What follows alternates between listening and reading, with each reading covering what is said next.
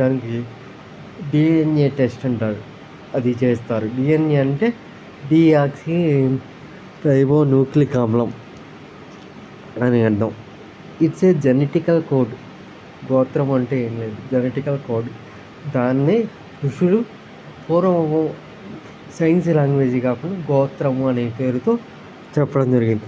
కాబట్టి మనం వివాహ సమయంలో ఈ గోత్రం వాళ్ళు సగోత్రికలను చేసుకోకూడదు, వేరే గోత్రం వాళ్ళని చేసుకోవాలి అని చెప్పి రూల్స్ పెట్టారు. ఎందుకని ఒకే గోత్రం ఉన్నవాళ్ళు కనుక పెళ్లి చేసుకుంటే వాళ్ళకి పిల్లలు పుట్టరు, పుట్టినా కూడా వైకల్యంతో పుడతారు, పైగా చేసుకోకూడదు, అన్నా చెల్లెళ్ళు అవుతారు అనే ఉద్దేశం కూడా ఉండటం వల్ల సగోత్రికలు వివాహం నిషిద్ధం. కాబట్టి అలా తెలియజేయడం కోసం గోత్రం సృష్టించబడింది.